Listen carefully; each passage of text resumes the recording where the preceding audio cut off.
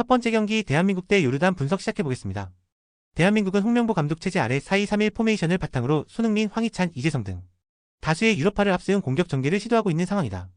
그러나 직전 오만전에서 1-1 무승부라는 충격적인 결과를 받아들였고 그 과정에서 상대의 전력에 대한 분석 부재와 전술적 허점이 여실히 드러났다.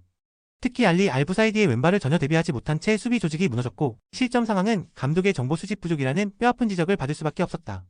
여기에 에이스 이강인이 부상 여파로 100% 컨디션이 아닌 상황이라 공격 전개 시 창의성이 떨어질 우려도 있다. 그리고 백승호하고 정승현까지 소집 해제된 최악의 상황이다. 반면 요르단은 셀라비 감독 체제에서 3-4-3 포메이션을 안정적으로 운영하고 있으며 FC 서울 소속 야잔 알 나이마트가 중심을 잡는 수비 라인이 매우 견고한 모습이다.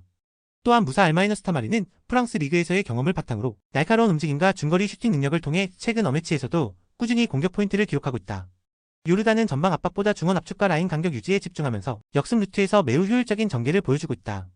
객관적 전력에서는 한국이 앞서지만 현재 전술적인 짜임새와 조직력, 그리고 상대 전력 분석에 기반한 준비도는 요르단이 더 안정적인 구조를 갖추고 있다. 홍명보 감독은 직전 경기에서 드러난 전술적 허점을 극복하지 못한 채 다시 한번 상대를 얕잡아보는 경기 운영을 펼칠 가능성이 크다. 요르단은 수비 조직력과 공격 전환의 완성도에서 높은 수준을 유지하고 있으며 무사 알마이너스타마리를 필두로 한 전방 압박은 한국의 불안정한 수비 라인의 위협이 될 수 있다. 이번 경기는 한국의 홈이라는 점을 감안하더라도 전술적 준비도와 경기력 흐름 측면에서 요르단의 우세 가능성이 충분히 존재하는 매치업이다. 두 번째 경기 이란 대 우즈벡 분석 시작해보겠습니다. 이란은 갈레노이 감독 체제에서 4-2-3-1 포메이션을 기반으로 좌우 풀백의 적극적인 공격 가담과 윙포워드의 넓은 폭 활용을 중심으로 상대를 공략하는 전술을 구사하고 있다. 특히 자한바크시와 모에비는 측면에서의 속도감 있는 돌파와 컷인 능력을 모두 보유하고 있고 아지무는 박스 안에서의 포스트업과 결정력에서 확실한 존재감을 보여주고 있다. 이란의 가장 강력한 전술 포인트는 바로 측면 2인 구조의 수적 우위 활용이다. 이는 3-4-3 포메이션을 사용하는 우즈베키스탄에게 큰 부담이 된다. 우즈벡은 좌우 윙백 한 명씩만 측면을 커버하는 구조로 이란의 풀백 윙어 2인 조합이 몰아붙일 경우 수비적으로 수적 열세에 빠지게 된다. 즉 측면 공간에서 계속 밀릴 가능성이 높다는 얘기다. 여기에 이란의 홈구장은 고지대로 악명이 높은 지역으로 원정팀들의 체력 저하가 뚜렷하게 나타나는 경기장이다. 우즈베키스탄은 마샤리포프, 쇼무로도프, 파이줄라예프 등을 중심으로 속도 있는 역습 전개를 시도하겠지만 고지대 환경에서 이 같은 템포를 후반까지 지속하기는 매우 어렵다.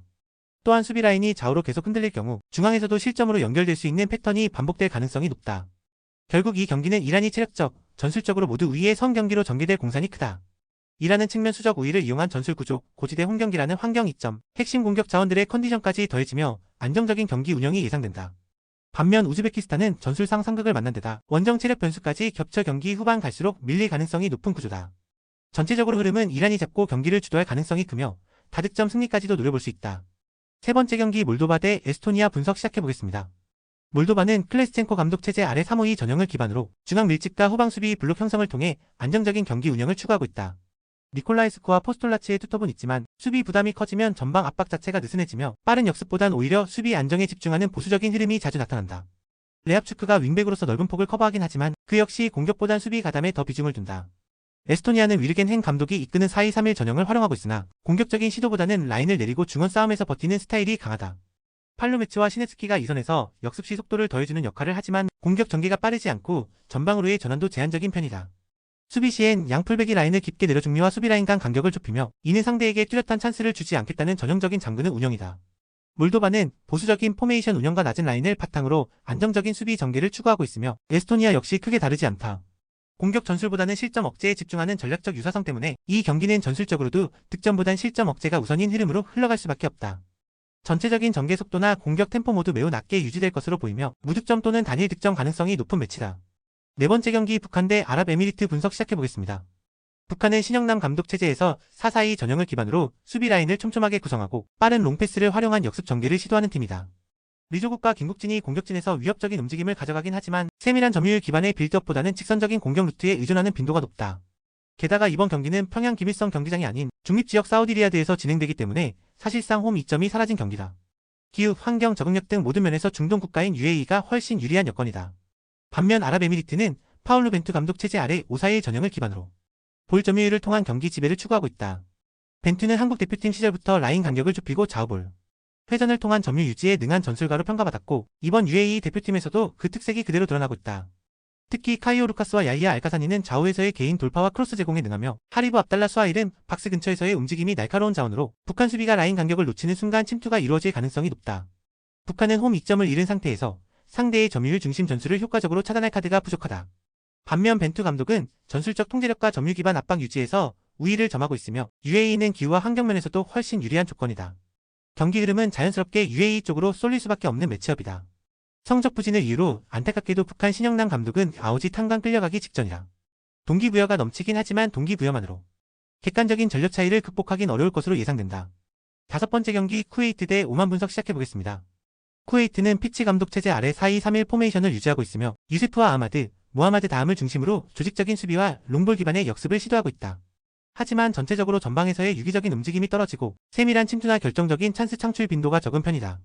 공격 루트가 단조롭고 템포를 끌어올리는데 어려움을 겪고 있어 득점력 자체의 한계가 드러나고 있는 상황이다. 오만은 라시드 자버 감독 체제 아래 기본기가 탄탄하고 수비 조직이 매우 잘 정비된 팀이다. 직전 경기에서는 한국과 1대1 무승부를 기록하며 월드클래스 전력을 상대로도 무너지지 않는 안정적인 경기 운영을 보여줬다. 특히 알리 알부사이디는 좌측에서 왕성한 활동량과 빠른 커버로 상대 측면을 효과적으로 봉쇄하고 있으며 자밀 알 야마디는 중원에서 템포 조절과 볼 배급 역할을 안정적으로 수행하고 있다. 하지만 한국 원정 이후 다시 쿠웨이트 원정으로 이어지는 장거리 비행과 체력 부담은 분명히 변수로 작용할 수밖에 없다. 쿠웨이트는 답답한 전개 흐름으로 인해 공격에서 효과적인 마무리를 기대하기 어려운 전술 구조고 오만은 강팀과의 연이은 원정 일정으로 체력적 피로 누적이 분명히 존재한다. 이로 인해 양팀 모두 수비 균형 유지에 집중하는 보수적인 운영을 할 공산이 크며 득점보다는 무득점 또는 최소 득점 경기 양상으로 이어질 가능성이 높다. 여섯 번째 경기 팔레스타인 대 이라크 분석 시작해보겠습니다.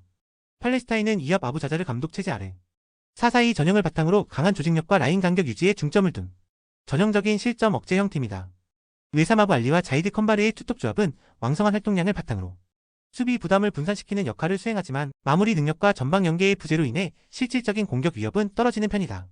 다바그가 중원에서 템포 조절과 전진 패스를 시도하지만 공격 루트 자체가 다양하지 않아 득점 기대값이 상당히 낮은 팀 구성이다. 이라크는 헤수스 카사스 감독이 이끄는 4-2-3-1 전형을 유지하고 있으며 중앙 공격에 초점을 맞춘 단순한 전개를 자주 활용하고 있다.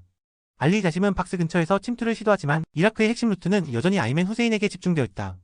이는 전술 다양성 부족을 의미하며 상대가 후세인만 차단해도 전체 공격 흐름이 끊기는 장면이 자주 발생한다. 또한 모하나드 알리의 측면 움직임은 위협적이긴 하나 결정적인 순간의 마무리가 불안정한 점 역시 한계다. 팔레스타인은 조직력만으로는 승부를 내기 어려우며 전방에서 결정력 부족이 여전한 상태다. 이라크는 아이맨 후세인 의존 전술로 인해 공격 루트가 단조롭고 전체적인 창의성 부족이 드러나는 구조다. 결과적으로 훨씬 공방전이 이어지는 무득점 무승부 흐름으로 흘러갈 공산이 크다.